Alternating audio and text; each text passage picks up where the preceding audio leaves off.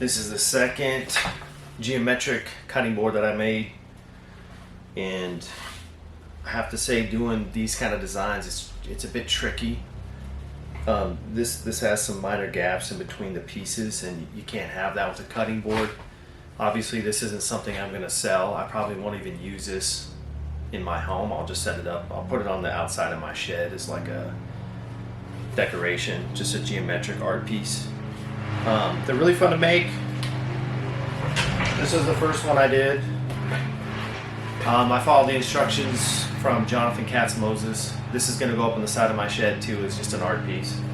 I sprayed it with polyurethane a few times. Same with this one.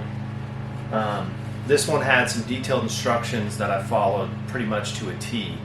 I just think my spacers were a little bit off, and so when they're just even like a couple of hundredths off, you're going to have tiny gaps. I filled in the gaps on this one. I don't know if you can see close up some of the gaps that are filled in. This one I did a little bit, but then I sanded, and there's still some gaps there. And that's just from not having the correct spacers or just cutting like a tiny bit off on the 60-degree angle cuts.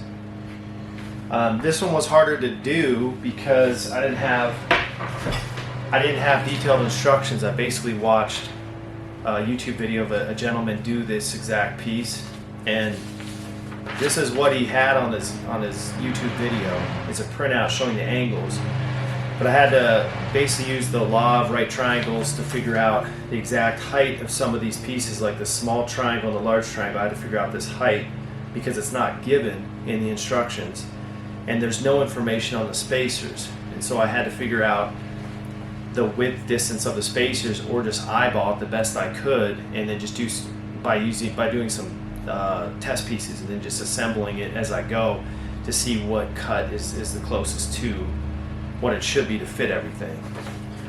So this one was a little bit trickier. I was thinking a lot about it. There's some more math to figure out the exact spacer size that I worked through, and I think I have it now.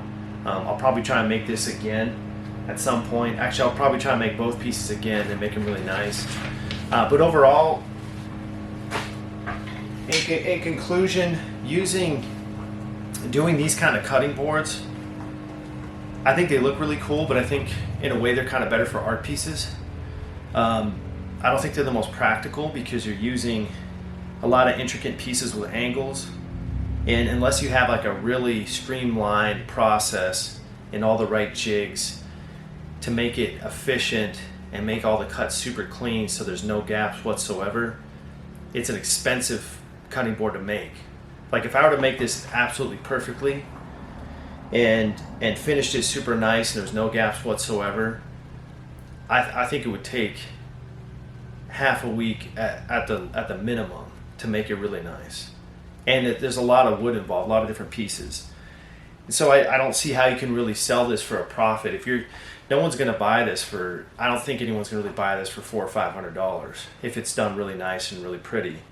Cutting boards need to be a couple $100 less than that, I think, in general. And it's just, to make a cutting board this intricate with the amount of time it takes, it's not really worth it to, I think, a lot of woodworkers to make something this intricate and then try and sell them to make a profit.